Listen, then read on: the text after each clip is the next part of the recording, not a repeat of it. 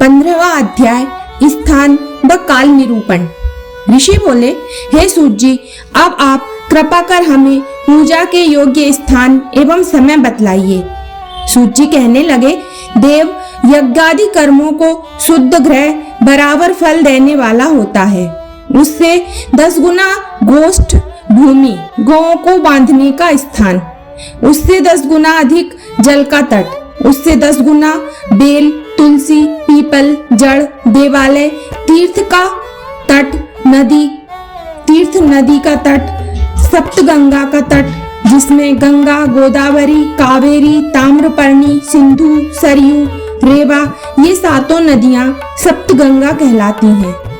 इनसे 10 गुना अधिक फल समुद्र का तट और उससे 10 गुना अधिक फल पर्वत की चोटी पर पूजा करने से होता है, और सबसे अधिक फल वहाँ जहाँ मन रम जाए। सतयुग में यज्ञ दानादि से पूर्ण फल की प्राप्ति होती है। त्रेता में तिहाई, द्वापर में आधा, कलयुग में चौथाई और आधे से अधिक। कलयुग बीतने पर इससे भी कम फल प्राप्त होता है, परंतु शुद्ध हृदय से यह धर्म या पूजन बराबर फल देता है। इसमें 10 गुना फल सूर्य संक्रांति के दिन, उससे 10 गुना फल तुला और मेष की संक्रांति में तथा चंद्र ग्रहण में, उसमें भी 10 गुना फल मिलता है, और सूर्य ग्रहण में तो उससे भी 10 गुना फल प्राप्त होता है। तपोनिष्ठ, ज्ञाननिष्ठ और योगी यति ही पूजा के पात्र हैं। ऐसे समय में जो इनकी पूजा करता है उसके समस्त पाप नष्ट हो जाते हैं। वह ब्राह्मण भी पूजा का पात्र है।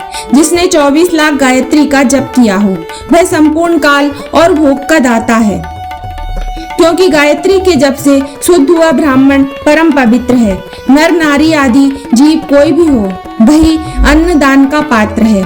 इच्छा वाले को देना ही अभीष्ट फलदायक है। यदि मांगने पर दिया तो आधा फल, सेवक को दिया तो चौथाई फल, और यदि ब्राह्मण दीन हो तो उसे देने से 10 वर्ष का फल प्राप्त होता है। ब्राह्मण तो जाति से ब्राह्मण ही है। यदि वेद पाठी है, गायत्री के जप से युक्त है, तो उसे दान देने से वैकुंठ की प्राप्ति होती है।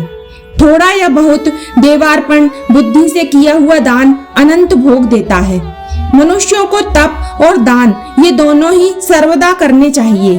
देवताओं की तृप्ति के लिए सभी भोग मिलते हैं।